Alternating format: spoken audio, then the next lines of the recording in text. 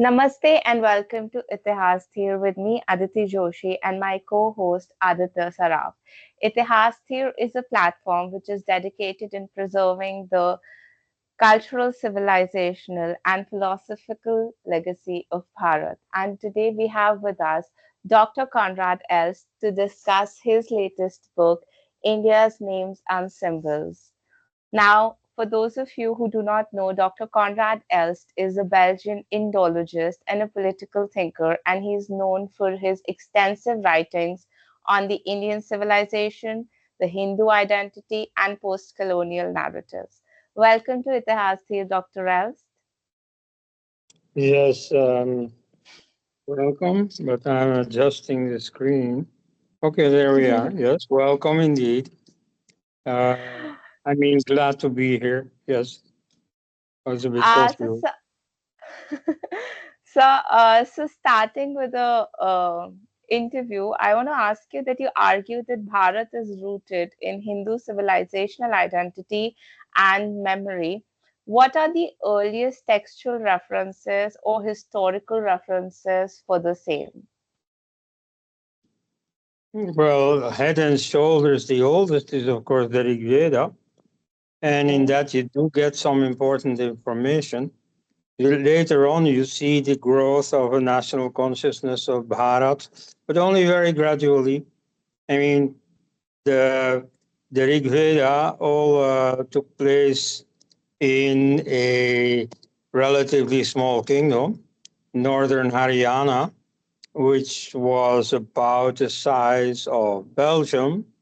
So that's the whole territory of the so-called Chakravarti, the universal ruler, King Bharata and his successors.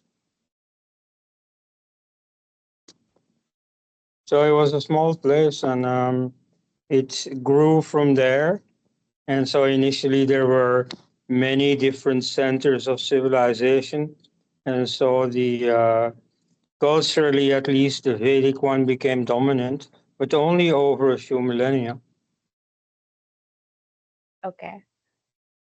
So, sir, how did the colonial use of the term India affect the continuity and consciousness of this native civilization?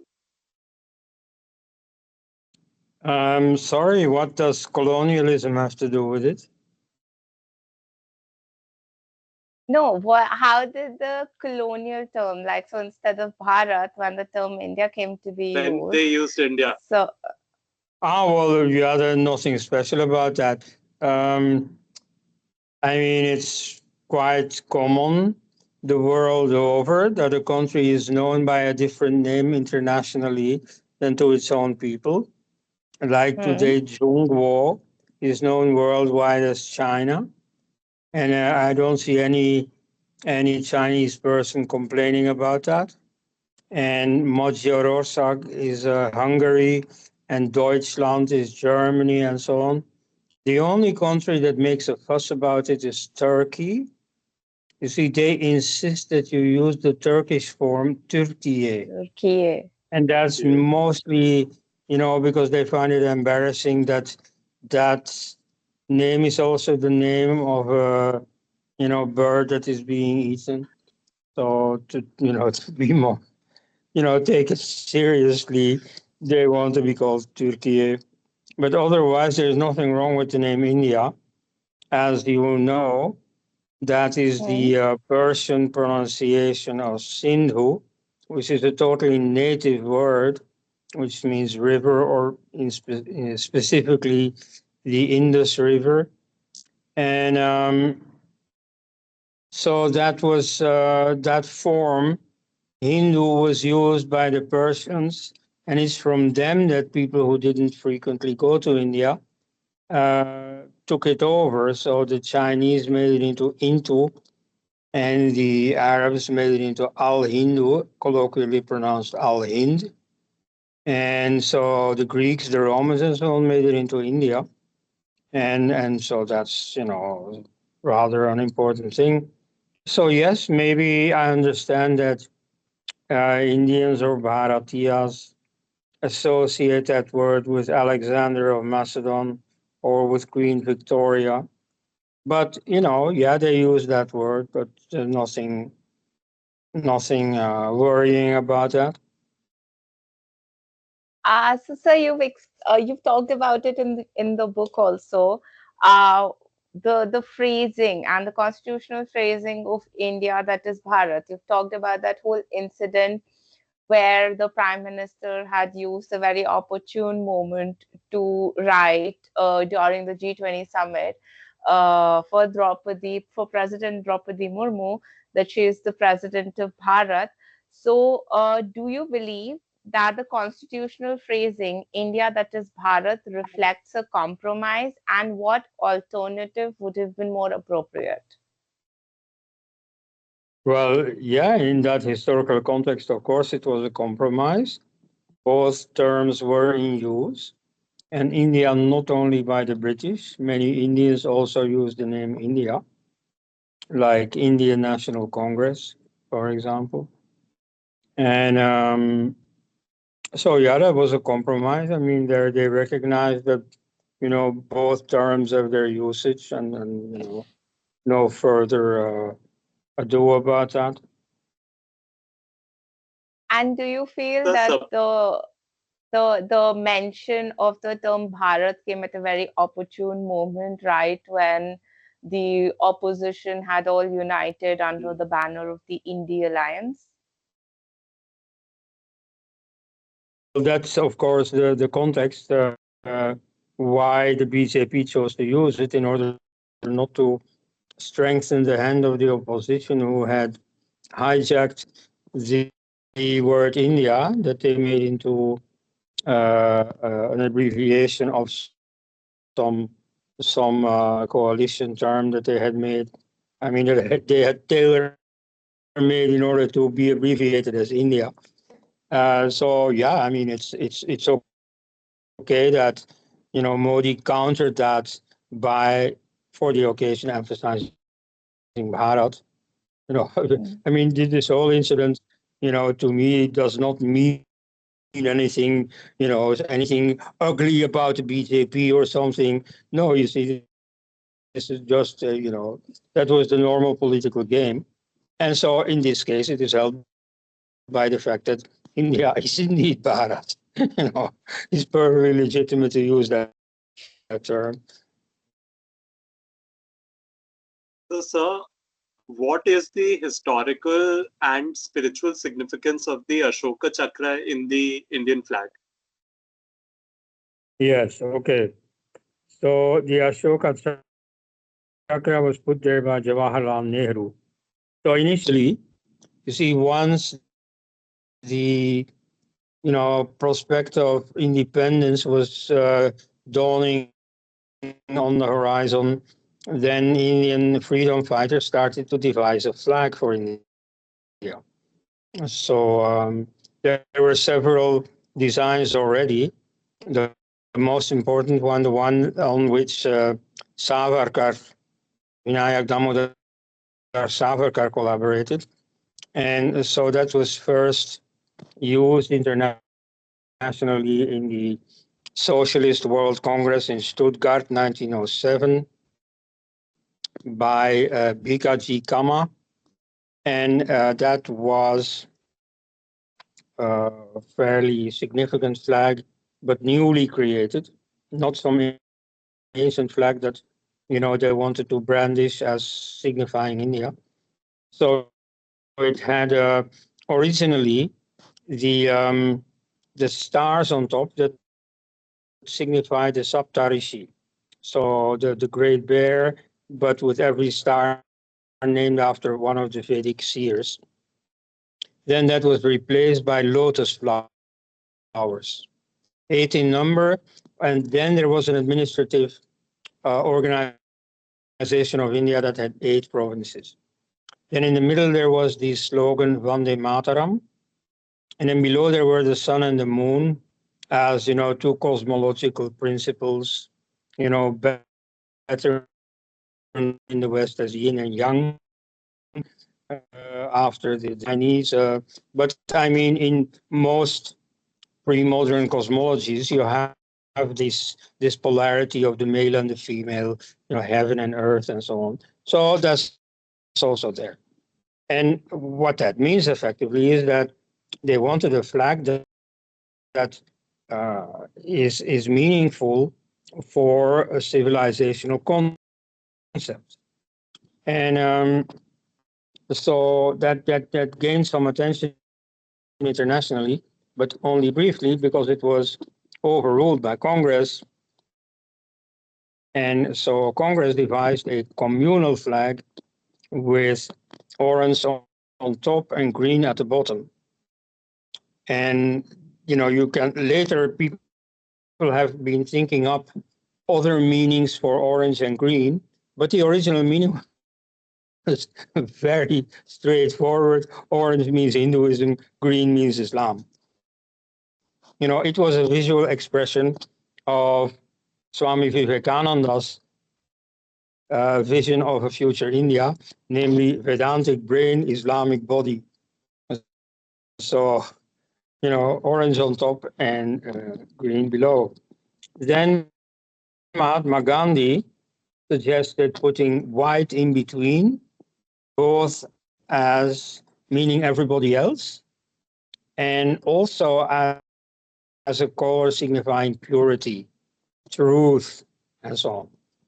Then one of Gandhi's fans proposed to put a spinning wheel on that white band. So it happened. Then Gandhi himself, who was in fact very much a British loyalist, wanted to put the Union Jack in one of the corners, just like Australia has still today.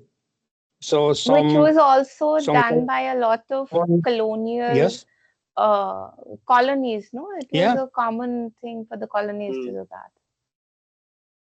yes, of course, but normally only for the colonies who had some special tie with England. And so for Hmm. Australia, that's perfectly fine. These were all, criminals condemned by British judges to exile to Australia. But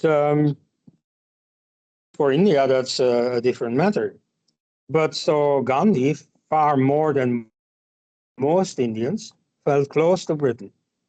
And so he also wanted that Union Jack quarter in there. Around the time of independence, Lord Mountbatten, now all that didn't. But Nehru at the time told him, well, you see that, I mean, there are so many die-hard anti-British nationalists in Congress, I can't sell that to them. And so the flag, was without the Union Jack. And the spinning wheel, that, was a symbol of Gandhi's romantic medievalism that Nehru abhorred. He wanted modernization, industrialization, and so on. So he took a different symbol, namely the wheel of Ashoka. Now, that symbol was not so innocent. That was very deliberately chosen. This And Nehru, yeah, hmm. Okay, so I just want to ask another thing in this, since yeah, you're say it. coming onto the way. Do you think that the Wheel of Ashok has been secularized, or that its Indic religious meaning has been suppressed for a national narrative, and also is like a slight jibe to Hinduism? No, it had a very definite religious meaning. Hmm. Absolutely. Certainly in Nehru's mind, only negatively so. He wanted the symbol to be not Hindu. He wanted it to be a slap in the face of the Hindus. Because, Hmm. you see, Nehru was quite illiterate about Indian history, even though he authored the book about, the discovery of India. But you see, all he knew about India was borrowed stuff from British Orientalists from the 19th century. And so they had a very particular outlook on Ashoka. First of all, Ashoka was hardly known to native historians. He was not deemed an important ruler of India. Mm-hmm. He took over the empire from his father. He hadn't created it. And then he was not deemed a very lofty character. So you can, give great attention to Chandragupta Maurya, who conquered the empire, and who did the honorable thing all through his career. Also, at the end, he did what Hindu men are supposed to do, namely, he retired. He went into vanaprastha, so to speak. He took up a spiritual calling at the end of his life, which is not the kind of thing Ashoka would have done. Then he did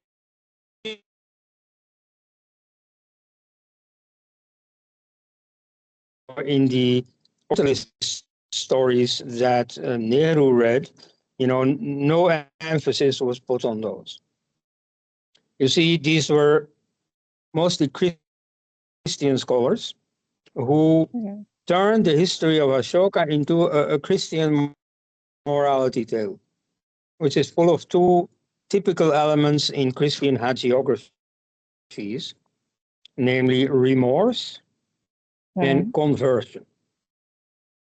You see, many Catholic saints starts, having a sinful life, like Saint Augustine, for example, and so then suddenly, they get the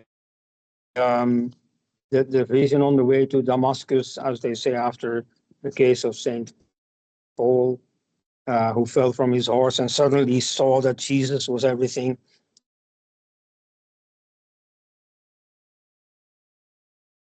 He had remorse, Ashoka had remorse after seeing the result of his conquest of Kalinga, which brought with it an enormous killing.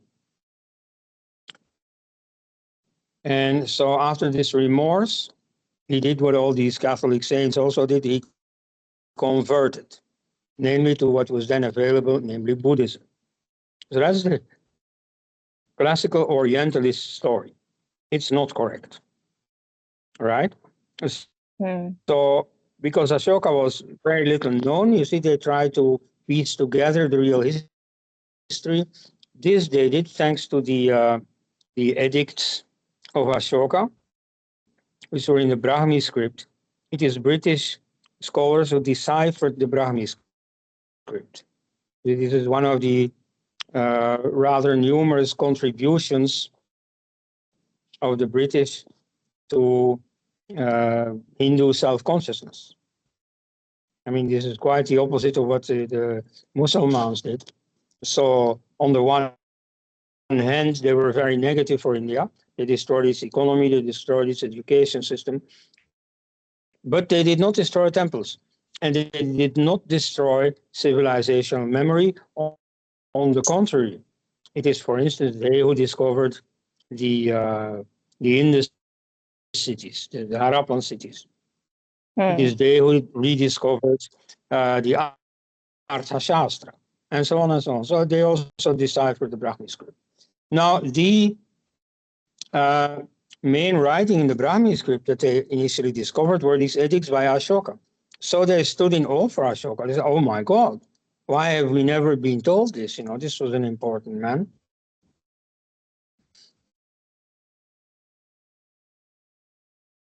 Ashoka.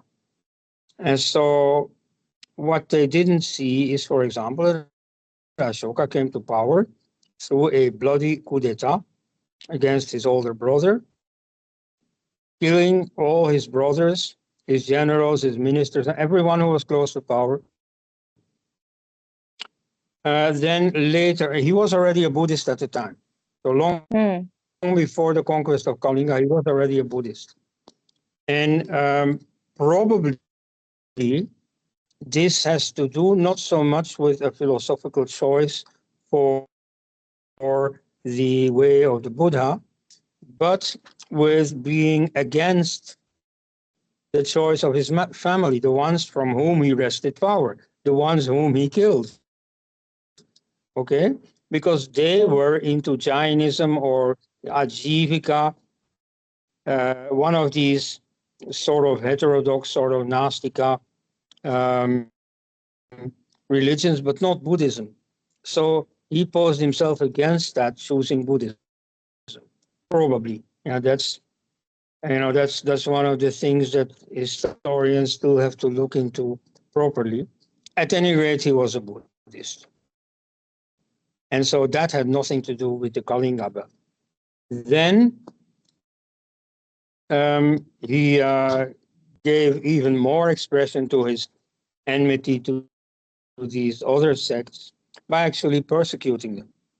And so I think, to my knowledge, this is the very first case in Indian history of religious persecution. I mean, what came later with Islam and so on, yes, that's, in magnitude far bigger, but nevertheless, as a principle, he introduced religious persecution in India. And so there you get the story of him, awarding a prize for whomever brings the chopped off heads of Nirgrantha monks or giants, principally, until, and here is an occasion of remorse, until someone brings him the head of his brother Vitashoka. He's the only one who he left alive during his coup. So he had become a monk, and well, now he was dead. And so then he realized, oh my God, what am I doing? And he stopped with doing this. So it didn't become a big thing. So maybe that's also why it didn't reach the history books. At any rate, it's an episode that you all know, but not with Ashoka in the style of Itihasdhir.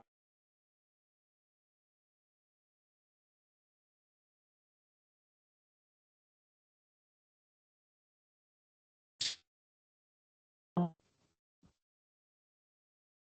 with It is they too who later give the exact same story as Pushyamitra Shunga, the one who came to power after the Maurya dynasty, also through a coup d'etat. So he's accused of persecuting Buddhists and of having the heads of Buddhists brought to him. Though it's not really any physical persecution, because nobody actually gets killed. You see, in their hagiography, these Buddhists attribute to some Buddhist saint miraculous powers of producing heads without killing anyone. So, there's some kind of balloon that looks like the head of a Buddhist monk. You can take that to court and collect your reward, right? That's the story that the Buddhist chroniclers tell. Okay, so that miraculous element is usually left out. You see, not to lose credibility vis-a-vis the public. But that story about Pushyamitra Shunga is told all the time whenever you bring up persecution of Hindus by Muslims. You see, then they always say, oh yeah, but you see, okay, you see, if you really want, yes, there were maybe a few persecutions by Muslims, but Hindus deserved it because they themselves did it. Look at Pushyamitra Shunga. So, this is just a story, just a made-up story. Anyway, so it tells us something about Ashoka. So were the So I explosions wouldn't think too highly of Ashoka, but Nehru did. You see, so on the basis of these Orientalist versions, he very much liked Ashoka. He especially liked it. Well, he liked several things. You see, as Sanjeev Sanyal, the economic advisor to the government, has explained, Nehru was a socialist, a Fabian socialist, who mm, wanted to state to organize everything and meddle into everything, determine culture, policy, and so on. And so he saw a great precedent in Ashoka. Ashoka was likewise uh, uh, uh, what they call a despot, that is to say, a ruler mm, who wants to do Hmm. everything himself, but Hmm. with your own good in mind. You see, he Hmm. wants to serve your own interests, but you shouldn't do it, he should do it, right? So Ashoka was that type, and Nehru was going to be that type as well. And so this is a rather un-Hindu approach. The socialism Hmm. is not very Hindu, like this Arthashastra by Chanakya uh, warns very much Kautilya. for the bureaucracy and so on, for the state apparatus. And Hmm. so it is Nehru who is going to fatten that state apparatus. So you got the license, permit, Raj, and so on. Everything was being controlled by his socialist government. So that, in that sense, already Ashoka could serve as an example, as a model to follow. But now here, more important is that Ashoka turned his back on Hinduism. You see, here again, you see the Christian signature of those British Orientalists who launched the story of and the veneration for Ashoka. mm. For them, embracing a religion, which is not something that Ashoka did, but they thought he did. Okay, they thought he converted to Buddhism. But you Hmm. see, that was not a conversion. The first conversion to Buddhism in Indian history is the one of Dr. Ambedkar in 1956. So for 2,500 years, Buddhism had existed, had most of the time flourished in India, but without the notion of conversion. Some people can embrace Buddhism, but that doesn't affect any of the rest of their lives. In Christianity, by contrast, a conversion means to turn your back on everything that you were committed to earlier. It is like King Clovis in 496 in Reims in France. He converted from Germanic paganism to Roman Catholicism. And so when he received the baptism, his baptism father said, now uh, burn what you worshipped and worship what you burned. So you see, break completely with paganism, become 100% a follower of Jesus. Now, this didn't exist in the case of Buddhism. You see, when you were committing yourself to Buddhism, well, the Buddha was only interested in, your future education as a Buddhist, and all the rest was of no concern at all. Indeed, sociologists who have studied this neo-Buddhist movement in modern India report that many of these Dalits who have converted to Ambedkarite Buddhism typically have a house altar with a statue of the Buddha, with a photograph of Dr. Ambedkar, and with an array of other gods. You see, their parents used to worship, let's say, Shiva. Okay, Shiva is also still there. So there's no clean break. They embrace Buddhism. Gradually, many of them also start practicing Buddhism, but nevertheless, there's no break with, Vedic Hinduism. In So, fact, I just want to point this out. I was on Instagram the other day and I saw a very funny and ironical reel where when we get anything new, a new device perhaps, or a new car, we mark it with certain Hindu symbols like the swastika. And there were these Ambedkarite Dalits who essentially had brought in a new air conditioner and they wrote Jai Bhim on it, just like we would write Om, and they marked it on both the sides and they prayed for it. So it's yeah. the exact same thing.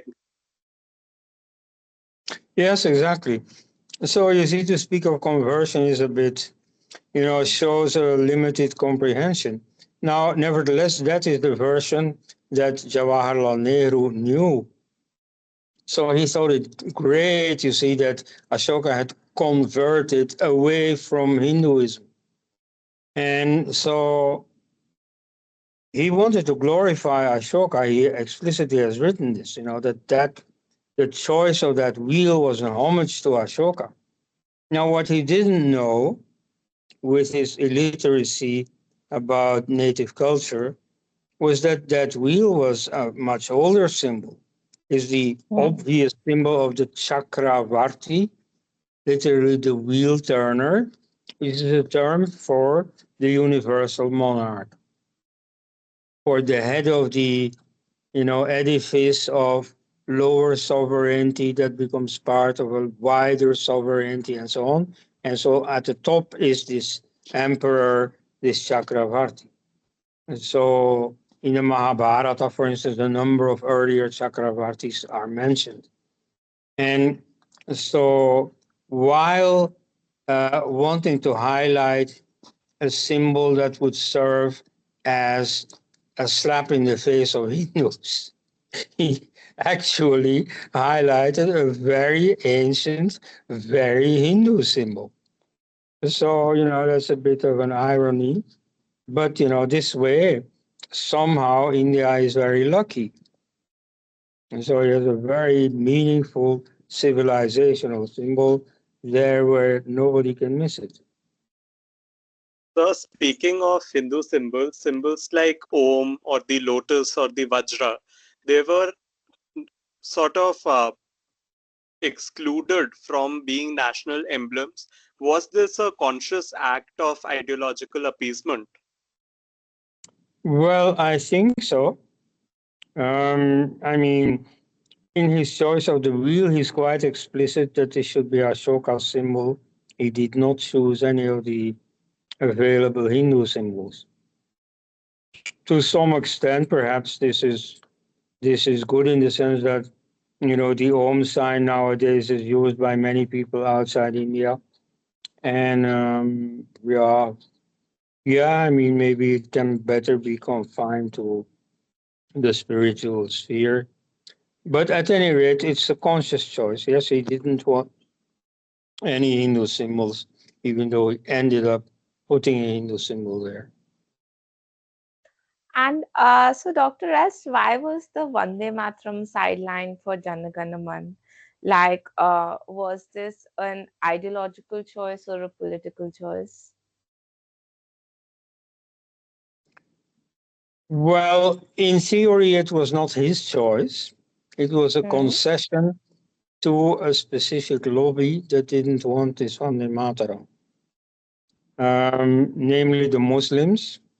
They Hmm? objected to Vande Mataram because of communal reasons. They said this is a Hindu song, and effectively, so it's taken from a historical novel by Bankim Chandra Chatterjee, Anand Mat, Abbey of Bliss, and so the monks from that abbey in the story worship Durga. And so Vande Mataram, greetings to Mother, is Mother Durga. And so you see that's a pagan goddess, a woman moreover. So you see it was abhorrent to Muslims, so they didn't want that song. And so Nehru gave in, gladly gave in. He didn't want that Hindu song. Uh, but then he gave a secular reason. He said that yeah, we don't want that song because it's too difficult to sing. Now, even though it was disingenuous, um, nevertheless, it's also true. At least as my impression, in so many places in India, I've seen this national song performed as well as the anthem. And typically, this Vande Mataram as national song is performed by a professional singer on stage, whereas the anthem is sung by everyone. And everyone likes to sing it. It's great music. And it's easy, it's pleasant to sing. Whereas Vande Mataram, indeed, demands a bit more of your musical ability. And so for many people, it would not be so easy to do. Sir, could you Nevertheless, the reason elaborate? why we did it was Muslim appeasement, no doubt. Yeah. Sir, could you elaborate Okay. on the controversy regarding the Janagana Mana being interpreted as a eulogy to the British monarch? Yes.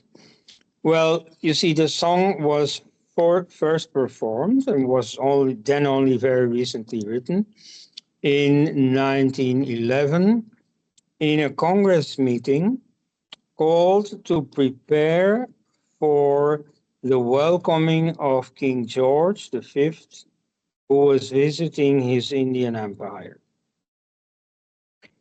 And so the British press at the time, the statesmen from Kolkata and so on, they immediately made the connection. Oh, yeah, this is a song for King George, and so that's the story that conquered the world.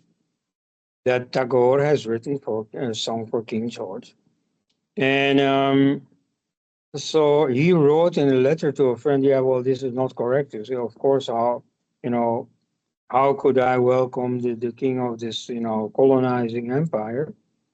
Um, but okay, that remained private, and so for the time that we are concerned with here, the story went around that this was in praise of King George. And so the Jana Gana Mana Adhinayak, the commander of the people's minds, and the Bharata Bhagya Vidhata, the dispenser of India's destiny, was deemed to be King George. Then, So, yes. okay, so I just wanted to, since we're covering this, so like I just have like a add-on question to this, that there was also this thing, no, that the Jangan Man of today is an altered version, and the original one also had Hindu symbols in it or references in it. Well, there are Hindu symbols in it still, but the Mm-hmm. first stanza of the Mm-hmm. five, the one that became the national anthem, that doesn't really give it away. You see, Okay. you can read that song, sing that song, and think that it is for King George or for a Mm-hmm. later secular ruler like Jawaharlal Nehru. Mm-hmm. I mean, you see, Nehru was a very vainglorious man. So I'm sure that, you see, when he stood before an audience that was singing about Jana Gana Mana Adhinayak, you see, he flattered himself to think, oh, this is for me. Well, it was not for a secular ruler. And so the first stanza only says, oh, hail the, Jana Gana Mana Adhinayak. But the third and fourth stanza are more explicit about who this is. So in the third stanza, the praise shifts to someone more specific, though he's still not given by name, but he's very recognizable, is the eternal charioteer who leads us on the way, yuge, yuge, from age to age.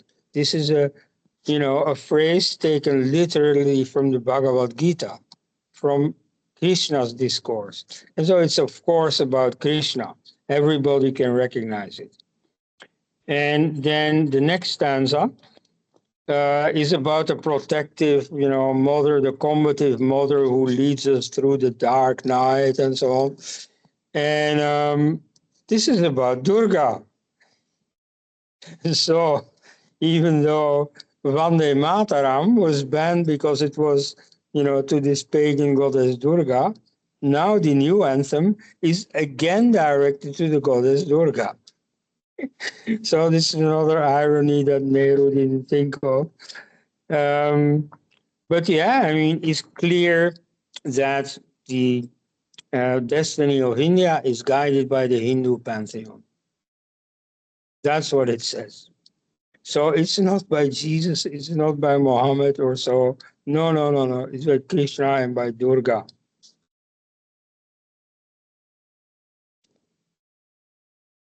So, sir, do you believe that there has been a deliberate effort to erase Sanskritic and Dharmic identity from India's national symbols?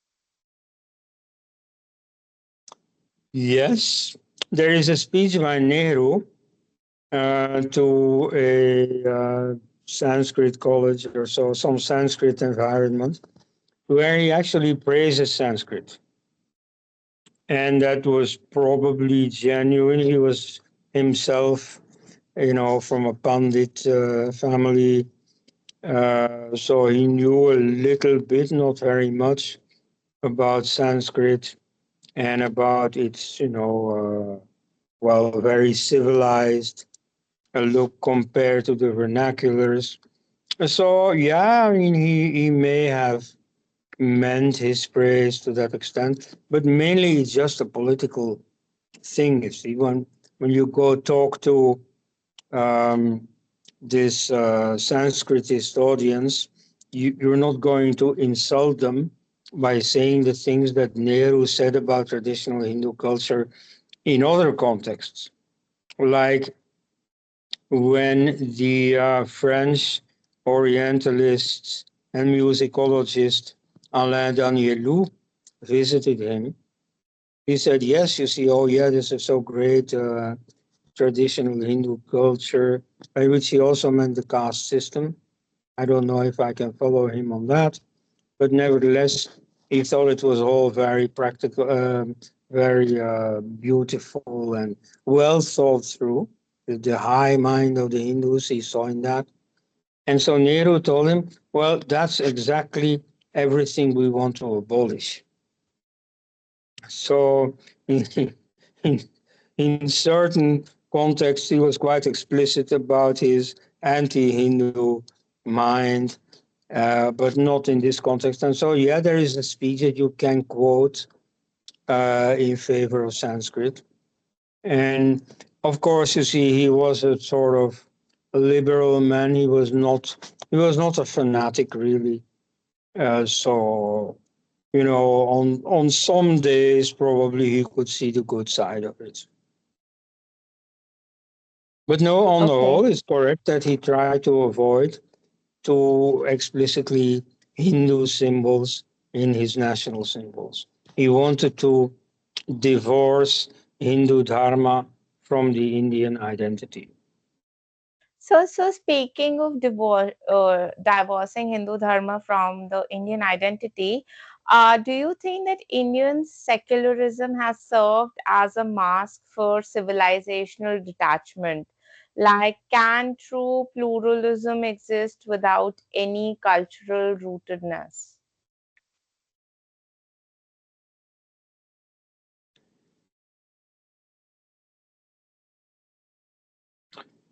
Well,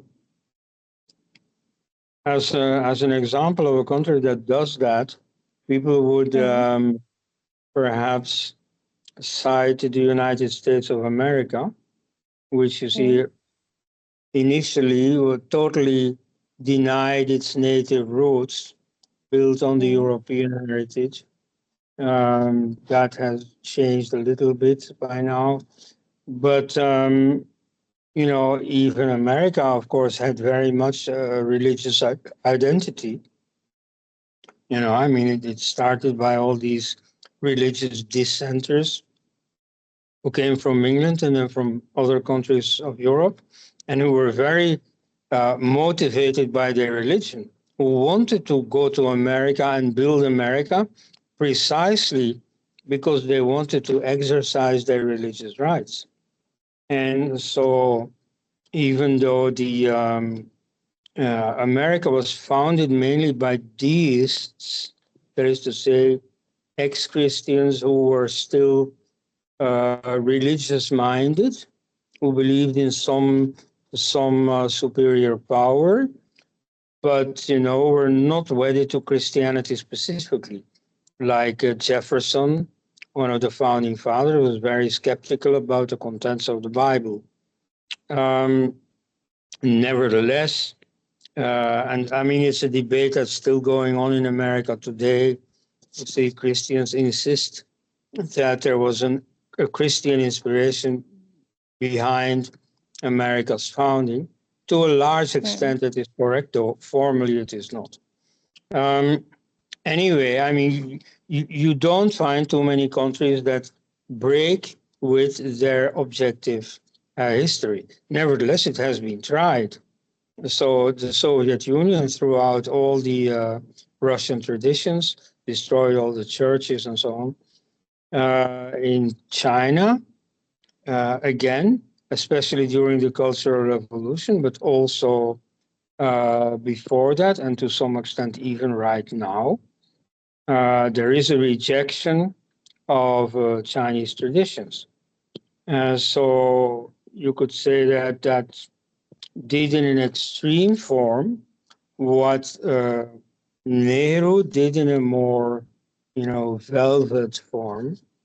He tried also to break with India's history, but not in a brutal fashion.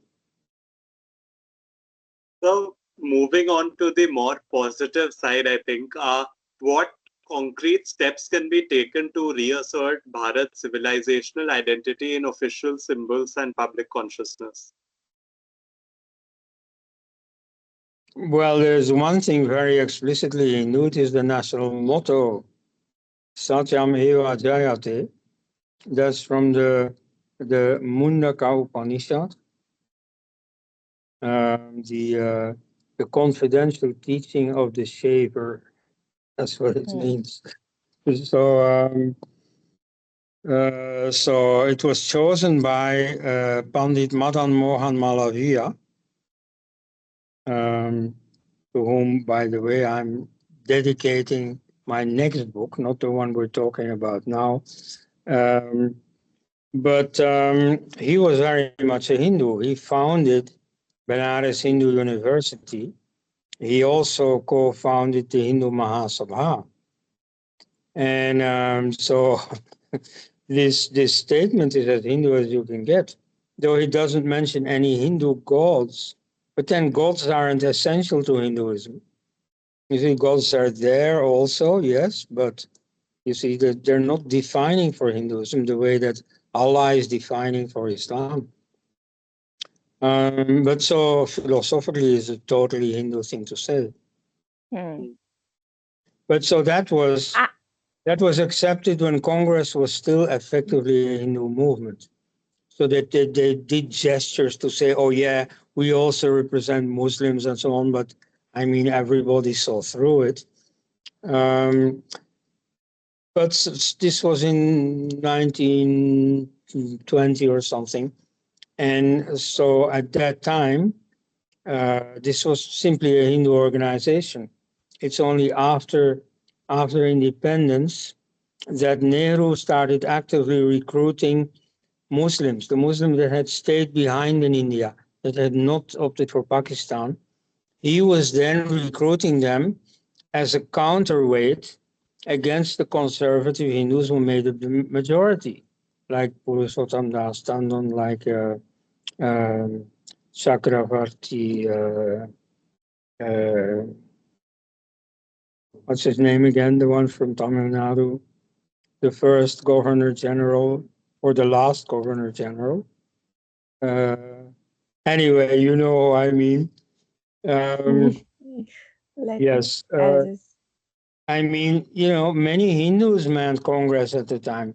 And so for Nehru, with his anti-Hindu plans, they were, yes. Chakravarti Rajgopalachari. Rajgopalachari, yes, of course. Okay, but so, and effectively Rajgopalacharya, got estranged from Nehru when after a few years, Nehru was really deploying his plans. Then he felt estranged and he started a new party of his own. But so these conservative Hindus like Purushottam Das Tandon or G.B. Pant or so, they became objectively the main enemy of Nehru because other parties didn't count at that time. Nehru was completely in power. And so his only enemies were those within Congress. And so to strengthen his hand, he wanted the minorities to join, which they did.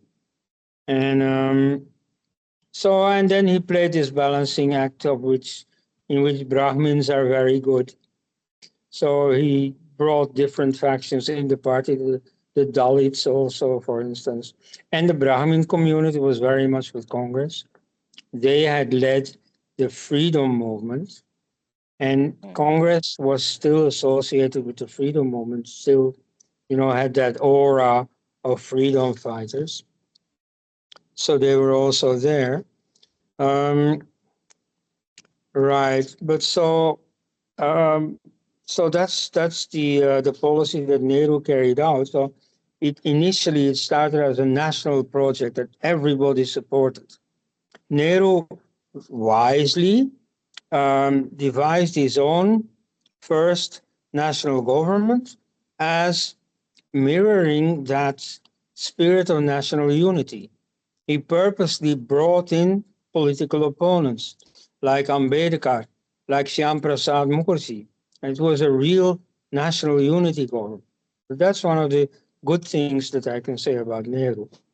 Um, but so ultimately, I mean, his plans became clearer over the years.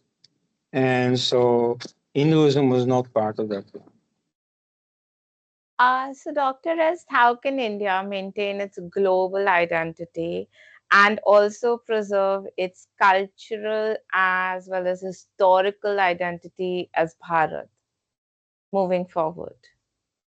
Yeah, well, the international opinion is not very important in that. You see, had India in 1947 declared itself a Hindu Rashtra or so, the world would have accepted that. I mean, nobody's making a problem of, the Islamic Kingdom of Saudi Arabia or indeed the Islamic Republic of Pakistan. So, international opinion is not what you should do it for. And so, in this respect, you can ignore that and you can just ask yourself, what kind of identity do we want here? And so I think that it can't be a blank slate. I mean, this is typically Nehru, this is typically the left liberals in India. They want India to be exactly the same as every other country. They want it to be a blank slate on which they can write their plans. And so the reality is that India already has a history, already has an identity, and maybe gradually here and there you can make a few things develop, evolve. But on the whole, that identity is just there. So, if given the chance today, how would you redesign or reinterpret India's name, flag, and national anthem to reflect its true heritage? But you see, those I wouldn't change at all. They're perfect. I mean, they really reflect India's historic identity. So, you see, the anthem is quite Hindu. It doesn't mention any god or so by name, but it's very clear it's about the Hindu pantheon. Then, the flag is also not about a god or so. Why should it? This is a political entity, India, but it stands in the tradition of Hindu polities. And so, it's a very good flag. Also, the orange on top is just fine. The green at the bottom, well, you see, let me quote Madhu Kishwar, who said, we shouldn't give up too soon on that green. You see, green is not just Islam. Green is nature. Green is greenery. Green originally is the color of the earthly paradise. That's why it became the color of Islam. You see, these Arabs in the desert, they had this rather tough climate that they were living in. And so they idealize these, greenish valleys like Mesopotamia and so on that they longed for. And so to them, you see, that was the earthly paradise, the Garden of Eden. And so, there's nothing wrong with this green. Why shouldn't people idealize greenery? That's fine. And so, it's a very fine place in the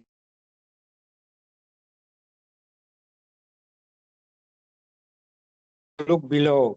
The green grass is under your feet. So this green is at its right place below. Whereas fire goes up. Orange is the color of fire.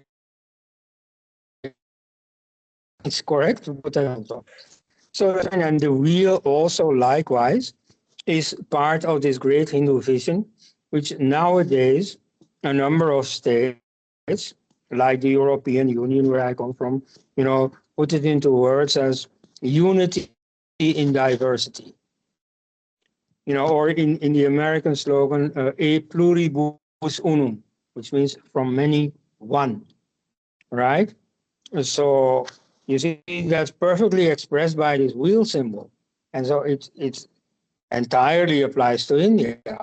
I mean, in India, the central government is not weighing too heavy among all its different states. There is a real, important autonomy for each of the states and so on. That's how it should be. And so you see that I wouldn't change. Then the name Bharat, well, of course I wouldn't change that. That is exactly, that is very much a Hindu name. Why? You see, very many people, supporters of Modi and many others, thought that this name Bharat, of which Draupadi Murmu is the president, that name Bharat is a big fist against all the, non-comprehending, stupid, vicious, and so on foreigners, because Bharat is really us. You see, that's a real Indian name, whereas Indian is something of the, Alexander and Victoria and so on.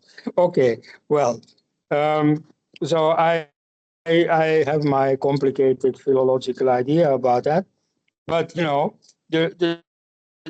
important thing here is very simple. It is that Bharat could be controversial not because it's a native name. About that, nobody has any problem with in India. But something else people do have a problem with, and I don't. Namely, Bharat means the descendants of King Bharata. Now, who is this Bharata? Okay, it's not the brother of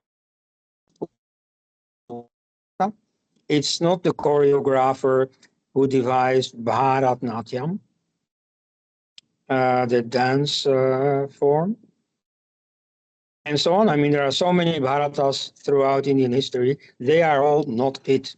They are all named after some important ancestor, just like all the Alexanders in the world are named after some important ancestor. So who is this? Well, he's mentioned in one sentence in the Rig Veda by the very first Vedic seer. And so he speaks about Bharata of old. He brought us the fire. Hmm.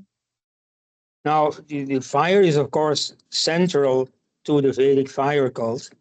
The very first line in the Rig Veda says, Om Agni Mile, I worship the fire, right? So Bharata had something to do merely by his name. The word Bharata is an epithet of the fire, right? Fire is being carried, is being maintained, and that's the meaning of Bharata. So it's King Fire, essentially. But so what did he do? You see, why is he important? Why were boys like the choreographer Bharata and like Prince Bharata, the brother of Rama, and so on? Why were they named Bharata? Why does any father in India name his son Bharat? to be famous. I want him to be great, like Bharata. So, who is this Bharata? Well, he's the founder of the Vedic tradition. This Bharadwaj, the very first court priest, was his court priest. According to the tradition, he was also his adoptive son, maybe a figure of speech, I don't know. But so he's in that age. So when Bharadwaj writes, he writes about this King Bharata as a person in the past, the late Bharata. Hmm?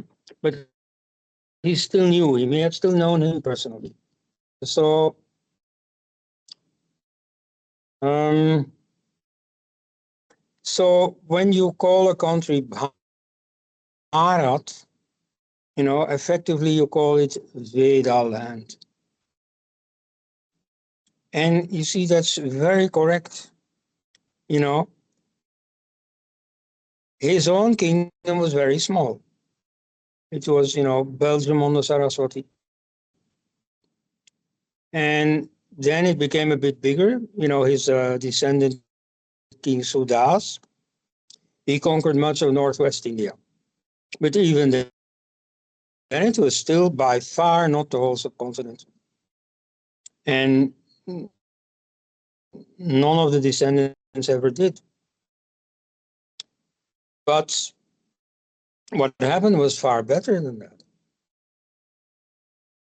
The Vedic tradition conquered India not by conquest, but by invitation. You see, all these kings like in Tamil Nadu, they invited Brahmins. Please come, you see, I'll give you a village, I'll give you tax exemption and so on, because I really want you to come and settle here. I really want you to confer the prestige of this Vedic tradition on my dynasty. And so this way, the Vedic tradition became a pan-Indian tradition.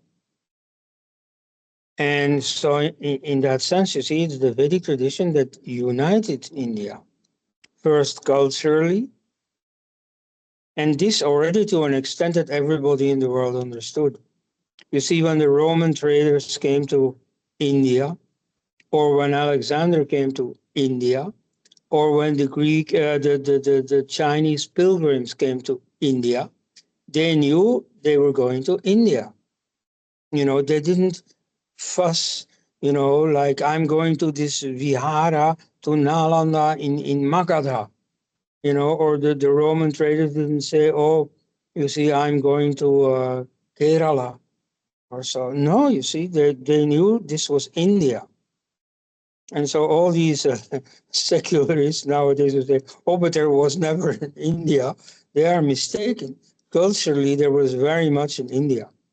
And the rest of the world didn't have any of these, complicated problems with it that these modern secularists have. So there was in India. And then what came next was an ideal of uniting this India politically. And so there, the Maurya Empire of our great friend Ashoka came close. And so later on, they kept on trying. Finally, as the British will now interrupt us, it is Queen Victoria who really united all of India, even though many states were still formally Maharaja states or Nawab states, but effectively the British controlled them. And so that was the first united India. True. But you see, even the British called it India. Even the British knew very well there is a unit that we are now, ruling. So that unit was already there for a long time. And so it was not natural, it was not eternal, but it is already for 4,000 years. And so uh, I think we should respect that India. And, maybe we can give it back the name by which it calls itself. Yes. Thank you so much, Dr. Elst, for answering all of our questions. and for being so patient with our questioning. Thank you to our viewers for listening in patiently. As Dr. Elst explained very beautifully, the Nehruvian dynamic worked on a completely different model, and it has completely ironically failed in putting the Ashoka chakra, or rather the Dharma chakra, on our national flag, in choosing India, that is Bharat, and in the selection of the first stanza of the national anthem out of the five stanza national anthem that we have had. Um, I would like to take this opportunity to also ask our viewers and readers to please go on Amazon. The link will be in our bio, and purchase Dr. L's book, which is India's Name and Symbols. It is a very beautifully written book, and as you have already gauged from the conversation, I'm sure it is replete with a lot of knowledge, with a lot of history and India's past. As always, Dr. Elst, it is a pleasure to talk to you, and it is a conversation that is filled with knowledge. Thank you so much for being here today. My pleasure. Namaste. Thank you, sir. Namaste.